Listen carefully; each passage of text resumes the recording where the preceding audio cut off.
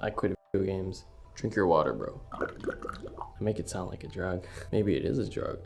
But Tommy, video games are good for you. Aren't there studies about how video games increase your cognitive functions, motor skills, challenges your brain? You make great points, Timothy, but I want to explain the pros and cons of playing video games. Point 1. Video games reduce your attention span. One can argue that video games reduce your attention span. With all these new video games coming out, and with the video game awards announcing newer releases, there's an endless supply of entertainment and, more importantly, games for people to play on either Steam, your Xbox, your PlayStation, so on and so forth. I've been playing video games since I was 6 years old. I started with the PlayStation 1 playing Crash Bandicoot and Final Fantasy VII. Then boom, PS2 comes out of nowhere.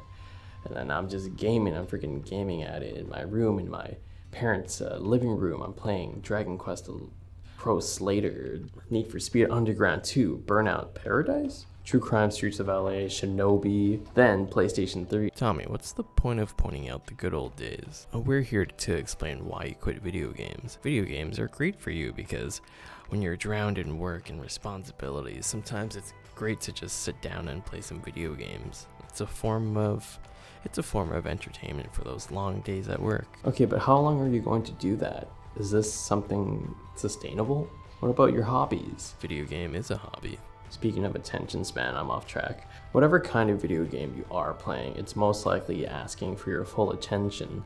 You have your mini-map, you have your quest bar, your quest list, you have like enemies surrounding you, grinding for camos.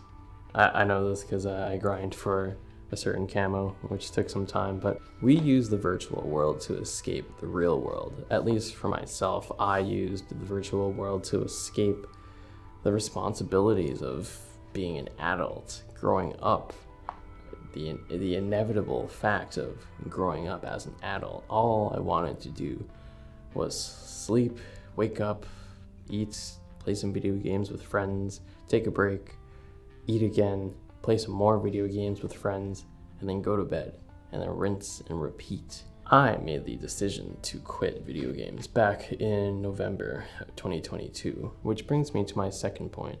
Video games take you away from the real world. Actually, I would argue the virtual world teaches me so much about what I can expect from the real world. The real world is full of risks and danger. From the comfort of my own home, I can experience virtual worlds with rich storytelling or spend days on getting the platinum camo. Yo, Timothy, show them my hours from Siege. Tommy uninstalled Steam after hacking into the mainframe. Look at those hours! This is only a multiplayer game. But hey, you've had so much fun with your friends, right? You overcame challenges with them, and you've learned how to adapt in certain situations. Good point, but I haven't used any of those tactics in real life. I don't imagine myself breaching into a room with a team to rescue a hostage from terrorists. Point 2. Video games take you away from where you really want to be in life. Oh, where's my script? Imagine all those hours you spent on gaming. Imagine if you took those hours and you were to put those hours into the work of your hobby or a job that you're wanting to pursue later down the line, to be a successful tradesman or businessman or some sorts. Like, you may be successful already, but that's like a different topic. If you're already successful and you're not really worried about your finances or your general like freedom, just do whatever you want. But this is for most folks who don't exactly have a good amount of savings in their bank account, including myself.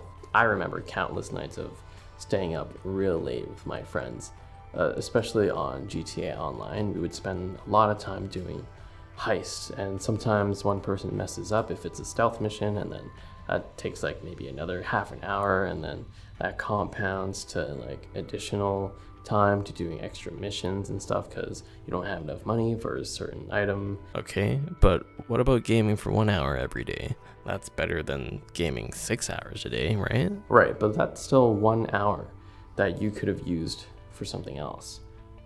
You could argue that, oh, you just wanted to relax. Like, why can't I just relax for 1 hour of gaming for a hard day's work? I mean, 1 hour a day of video game is better than 6 hours. Why should I not allow myself to give in to 1 hour? Here's something to mention. Video games overstimulate your head.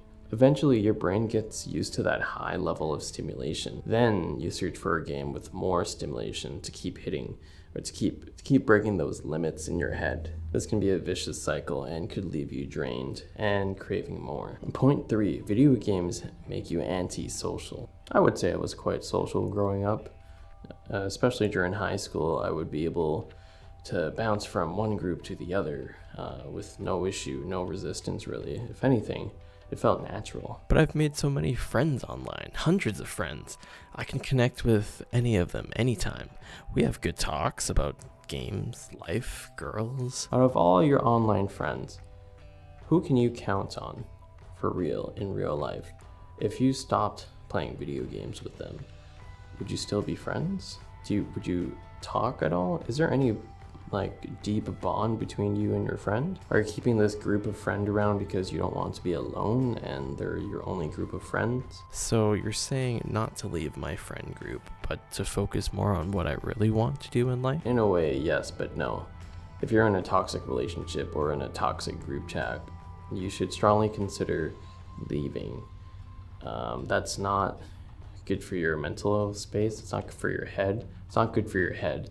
And eventually you'll start adapting their mentality as well. It will hurt. You may not want to leave them at first because you're so used to them, you're so comfortable around them. But to grow, you must suffer. There is little growth from being comfortable all the time. Hence why I'm on camera. This is uncomfortable, but more and more as I do this, I become more comfortable. It's almost like I'm talking to a person. Your online social skills do not translate as well as you think it might into the real world. You could prove me wrong. I could be wrong at all. Leave a comment down if that's not the case for you. But what I'm saying is when you're used to talking to a virtual face with a virtual voice, you're not practicing in-person social skills. How you practice in-person social skills is, that being said, what you've learned from talking to your friends over the course of your friendship or so, from Discord or something, yeah, you can translate some of those skills into the real world. But hear me out. If you were to practice your social skills in front of real people more often than virtually, you're going to learn a lot faster than if you were, if you kept talking to your group of friends on Discord. Talk to your coworkers, talk to the barista, don't hit on them, just talk to them. Just what's important is that you're practicing your social skills in person, and it's gonna suck at first, it's gonna hurt, but that's okay because you're learning from it. Whoever you're talking to, it's most likely gonna be a huge L on your end, but as long as you take the time to debrief yourself of what you've done, what you could have done better, and what you will be doing moving forward. Remember that formula. You can use that pretty much anywhere in your aspect of life. Since you stopped playing video games, how much has changed in your life? Is this something I can try? Great question, Timothy.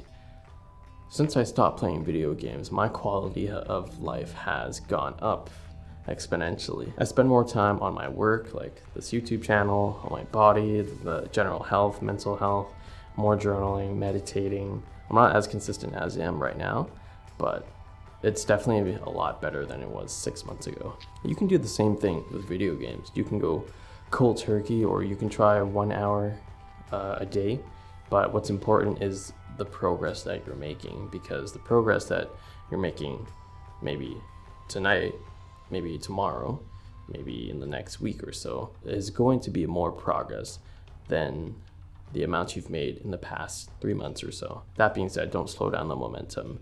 Keep it going as long as you can. And for those who have stopped playing video games for a while, you understand. Get good, get better. Let's get her. You know what I should have done? I should have put page numbers on these. Oh shoot.